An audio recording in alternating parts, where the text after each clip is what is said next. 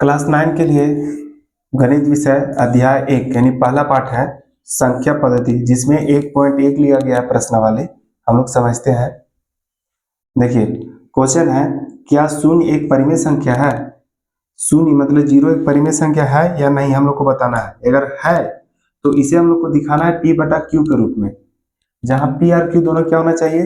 पूर्णांक होना चाहिए, लेकिन q का वैल्यू जीरो के बराबर नहीं होना चाहिए। देखिए, जीरो एक परिमेय संख्या है, हम लोग लिखेंगे शून्य या जीरो एक क्या है? परिमेय संख्या है। परिमेय संख्या है। जब परिमेय संख्या है, इसे हम लोग p बटा क्यू के रूप में लिख सकते हैं। कैसे लिखेंगे? लिखेंगे जीरो बटा एक, इसका मतलब भी जीरो होता है। जीरो बटा दो, इसका मतलब भी जीरो होता है। जीरो बटा तीन, इसका मतलब भी जीरो होता है। हम लोग आगे भी लिख सकते हैं। यानी देखिए, जीरो को हम लोग लिख सकते हैं जीरो बटा एक, जो p बटा क्यू के रूप में है। देखिए, जीरो एक जो है p बटा क्यू के रूप में है, जहां p और q दोनों पूर्णांक भी है और q का वैल्यू यानी हर का भी जो वैल्यू है जीरो नहीं है।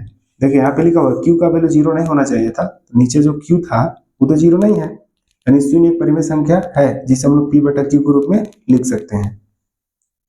आगे देखिए, दूसरा क्वेश्चन है, 3 और 4 के बीच 6 परिमेय संख्या ज्ञात कीजिए। याद रखिएगा, जब भी जितना परिमेय संख्या निकालने बोलेगा उसे एक बढ़ा करके ऊपर नीचे हम लोग गुना कर देंगे। कितना कितना के बीच में निकालने बोला हम लोग को? देखिए, 3 और 4 के बीच निकालने बोला है। कितना? तो 6, तो एक बढ़ा देंगे, यानी 7 से ऊपर नीचे गुना करेंगे। पहले से 3 था, 7 से ऊपर नीचे गुना कर दिए। पहले से 4 था, ऊपर से नीचे हम लोग 7 से गुना कर देंगे, क्योंकि हम लोग को 6 परिमेय संख्या निकालने बोला है।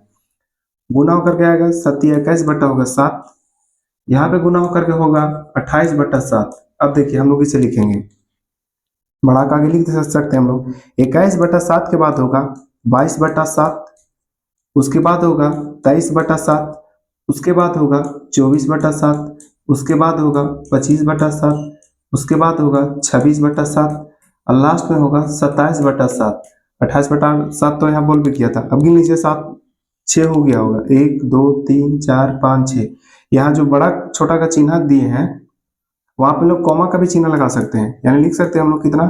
22 बटा 7, 23 बटा 7, 24 बटा 7, 25 बटा 7, 26 बटा 7 और लास्ट कितना है? 27 बटा 7। किसके किसके बीच में? 3 और 4 के बीच। कितना परिमेय संख्या हम लोग निकाल लिए? 6। कोई भी दो परिमेय संख्या के बीच में अनंत परिमेय संख्या होता है, जितना हम लोग बोलेगा उतना हम लोग निकाल सकते हैं। अगला क्वेश्चन देखिए, अगला क्वेश्चन है 3 बटा 5 और 4 बटा 5 के बीच परिमेय संख्या ज्ञात कीजिए। क्या दिया हुआ है? बोलेंगे 3 बटा 5 है, और क्या है? तो 4 बटा 5 है।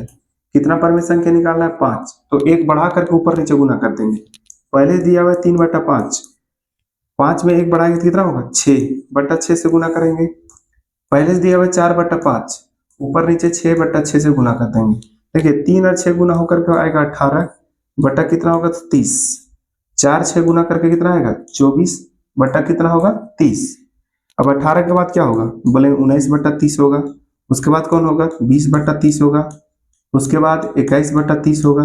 उसके बाद 22 बटा 30 होगा।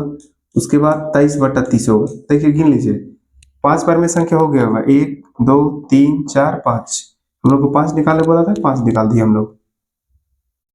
आगे समझिए, क्वेश्चन है, नीचे दिए गए कथन सत्य है या असत्य, सही है कि गलत है, कारण के साथ हम लोग को उत्तर देना है।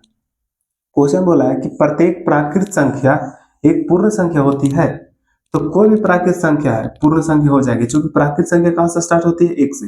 अब पूर्ण संख्या कहां से? 0 से। हम लोग लिख सकते हैं प्राकृत संख्या कौन कौन? 1 2 3 कहां तक? अनंत तक। और पूर्ण संख्या कहां से? 0 से 0 1 2 3 कहां तक? तो अनंत तक। देख लीजिए, जितना भी प्राकृत संख्या है उस सब के सब कौन है? तो पूर्ण संख्या है। हम लोग लिखेंगे, जो लिखा हुआ है वो सही लिखा हुआ है। समझिए कैसे। प्राकृत संख्या मतलब सबसे पहले लिखेंगे सत्य, और जब सत्य है उसका कोई कारण नहीं है। असत्य रहेगा तो उसमें कारण बताना पड़ेगा। सत्य है, जितना भी प्राकृत संख्या से क्या है? तो पूर्ण संख्या है। आगे समझिए, अगला बोला है कि प्रत्येक पूर्णांक एक पूर्ण संख्या है। जितना भी पूर्णांक है वो पूर्ण संख्या है। देखिए, पूर्णांक माइनस में भी होता है, जीरो भी होता है और प्लस में भी होता है, लेकिन जो पूर्णांक है, सॉरी, जो पूर्ण है, पूर्ण संख्या, वो 0 से होता है। 0 1 2 3 से कहां तक? तो अनंत तक। इसमें कोई भी ऋणात्मक नहीं होता है। तो पूर्णांक जो है, सभी पूर्णांक पूर्ण संख्या नहीं हो सकती है। सही है कि गलत? तो ये होगा गलत, यानी असत्य होगा। जब असत्य है तो उसका कारण बताना पड़ेगा। जैसे मान कर चलिए -5 कौन संख्या है? पूर्णांक है, लेकिन पूर्ण संख्या नहीं है, तो लिखेंगे -5 पूर्णांक है लेकिन क्या नहीं है? पूर्ण संख्या नहीं है, तो पूर्ण संख्या नहीं है, इसलिए यह गलत असत्य होगा, पूर्ण संख्या नहीं है, नहीं है।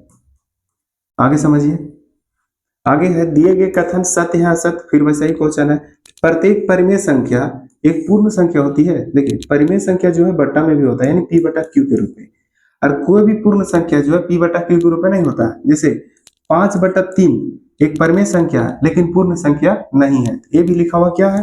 लिखा हुआ क्या है? तो असत्य है। असत्य होने का कारण क्या है? लिखेंगे कि 5/3 एक कौन संख्या है? तो परिमेय संख्या है। अच्छा परिमेय संख्या है लेकिन कौन संख्या नहीं है? बोलेंगे पूर्ण संख्या नहीं है, लेकिन पूर्ण संख्या नहीं है, पूर्ण संख्या नहीं है, इसके लिए क्या है ये? तो असत्य है।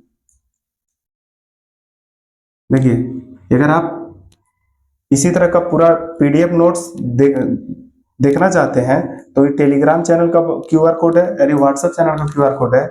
क्लास 9th वाले जो जो स्टूडेंट हैं वो सब इसमें जुड़ जाइए, या फिर सर्च कर सकते हैं टेलीग्राम में class 9th session 2026-2027 bye Pappu के आर, लिख करके सर्च कीजिए और उसमें ज्वाइन हो जाइए। यहाँ पे लिखा हुआ देख लीजिए, क्लास 9 सेशन 2026-27 बाय पप्पू के आर। ये व्हाट्सएप चैनल का ग्रुप है और ये टेलीग्राम चैनल का है। लेकिन ध्यान रहे कि टेलीग्राम में जब जुड़िएगा तो इस तरह का ऐड उसमें आएगा, उसमें क्लिक नहीं करना है, कोई भी गलती से क्लिक मत कीजिएगा।